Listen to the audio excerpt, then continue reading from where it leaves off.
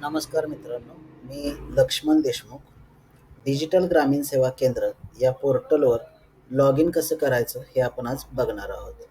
Digital ग्रामीण सेवा केंद्र या पोर्टलवर लॉग इन करण्यासाठी गुगलवर आपल्याला डिजिटल ग्रामीण सेवा हे टाईप करून घ्यायचं आहे. टाईप केल्यानंतर एंटर द्यायचं आहे. एंटर दिल्यानंतर आपल्यासमोर पहिली जी लिंक ओपन होते त्या लिंकवरती आपल्याला क्लिक करायचं आहे. ह्या लिंकवरती क्लिक केल्यानंतर कंपनीची वेबसाईट आपल्याला ओपन झालेली दिसते. म्हणजेच आपला जो डिजिटल ग्रामीण सेवा केंद्र हे पोर्टल आहे, या पोर्टलचा डॅशबोर्ड आपणासमोर असा ओपन होतो. तर डिजिटल ग्रामीण सेवा केंद्र हे अशा प्रकारे आपल्याला हे पोर्टल लॉग इन झालेले दिसते.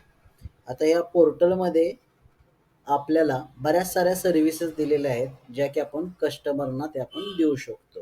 आता हे जे पोर्टल आहे, हे पोर्टल आपण आपल्या मोबाईलमध्ये देखील याचा वापर करू शकतो. आता हे मोबाईलमध्ये याचा यूज करण्यासाठी डाउनलोड आवर ॲप ह्या बटनावर क्लिक केल्यानंतर आपले ॲप डाउनलोड होते. हे आपण आपल्या मोबाईलमध्ये देखील यूज करू शकतो.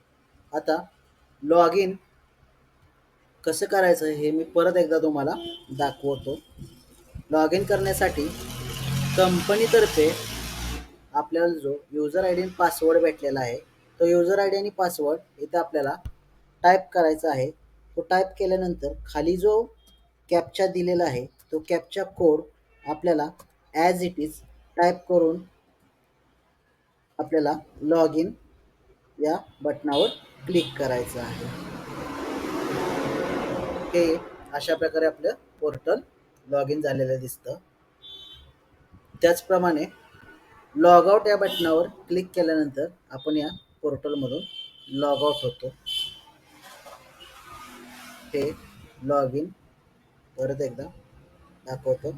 युजर आय डी, पासवर्ड आणि जो कॅप्चा दिलेला आहे तो आपण अशा प्रकारे एंटर केला की आपले पोर्टल लॉग इन झालेले दिसते.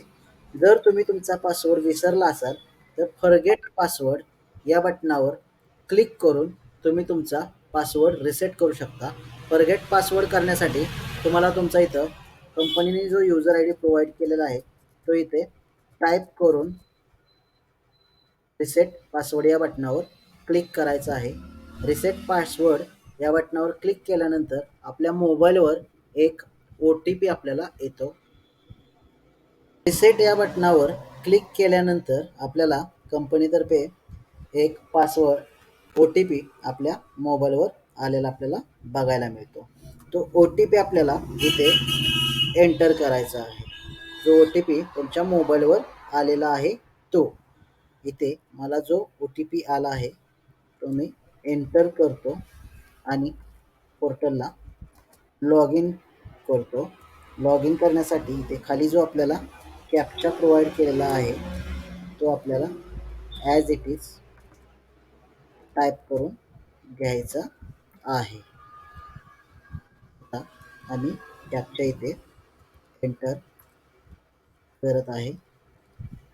हा कॅप्चा एंटर केल्यानंतर लॉग इन या बटनावर क्लिक करायचं आहे. आपल्यासमोर आपला हा डॅशबोर्ड ओपन झालेला दिसतो.